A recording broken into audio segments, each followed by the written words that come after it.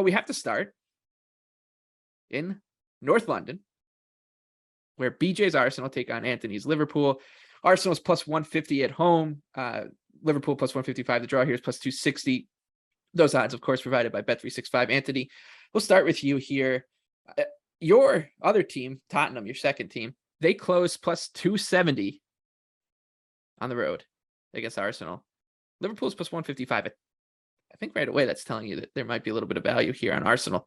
I'm looking that way. I can hear arguments otherwise. What do you have here?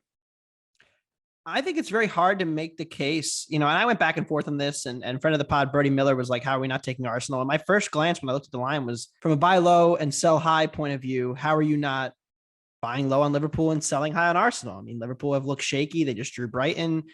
Arsenal get the big win in the derby against Spurs. Now there's a natural letdown. But what's the argument that Liverpool, as currently constructed, is better than Arsenal? It's an entirely a priors argument to make that case. And it depends on when you set those priors, because if you go back to the last 2 months of last season, Arsenal and Liverpool were comparable teams.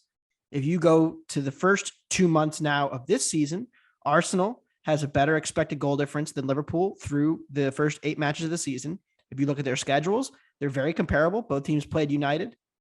Liverpool, both teams losing to United, but Liverpool didn't have to play Spurs. So there's maybe a scheduling advantage, I'd argue, that Arsenal have played a slightly tougher schedule. Arsenal haven't played Brighton, of course, but other than that, from a number point of view, I'm pretty close.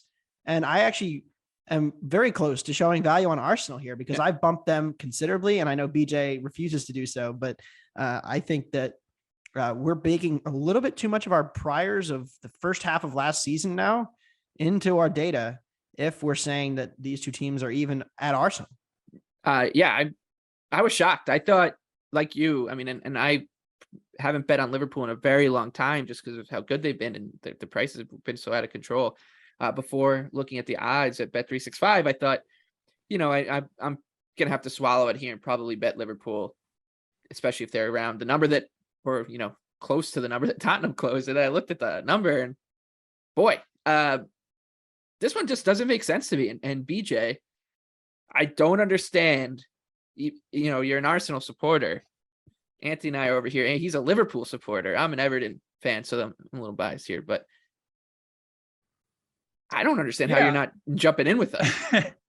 Yeah, it's Anthony's point. It's priors, right? Because you have to ask yourself, okay, is Liverpool significantly worse? Not just significantly worse, but are they a big time step down from the magical run last season? I would say yes and no. I think they've gone through some struggles. Thiago being out for a long time kind of messes with the numbers for Liverpool, especially defensively. He's been back. I thought it was interesting. Klopp switched to a 4-2-3-1 against Rangers in the Champions League, and just to get 4 attackers on the field.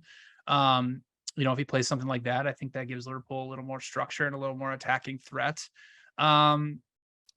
What's interesting is, the match towards the second half of last season, it was a midweek one. It was a makeup match. I believe it was on a Wednesday. Liverpool won that match 2-0. XG was pretty close. Neither team really created anything of value. I'm pretty sure there was a goalkeeping mistake from Ramsdale on the first goal. But to make the case for Arsenal is in that match, Liverpool only had a 25% pressure success rate. And Liverpool's press has not been to the intensity that it's been in last season. You saw how Brighton was able to play right through it. De Zerbi basically just baited on the press. Liverpool just doesn't have the intensity. So they created overloads in between the lines, and they got their passing structures together, and they played right through Liverpool. Arsenal can do the exact same thing. I can't get to the number on Arsenal. If we're truly baking, how could you not get to this number?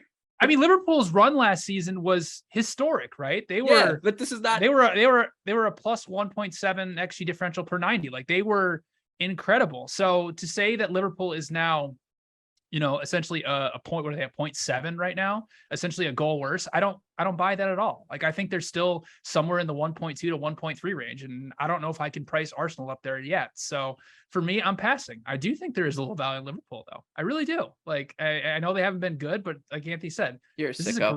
this is a good sell high spot in Arsenal, but there's no way I'm betting against Arsenal. But in you're this not match, selling so. high. The price is it's a pick 'em. I don't understand. At home. At home. Look, Yeah, I I don't don't think understand this. Liverpool are 0.4 of a goal better than Arsenal right now on a neutral field per 90. I don't. Yeah, I can't at this concede. very moment now. Not with We'll see. Arsenal putting up numbers that they're a goal better than their opponents thus far, and especially at home. Look, you can make criticisms of Arsenal away from home, and I think there will be fade spots for them down the road. And look, I thought early in the season there was a couple good ones where maybe they were a little overvalued, laying multiple goals, goal and a half. The Fulham match comes to mind, but even that match, they dominated that match, right? And you go back to the Palace match opening day, probably their worst performance of the season. Until United. So, their two worst performances coming on the road are notable when they've been so dominant at home. And I think that's got to be taken into consideration here.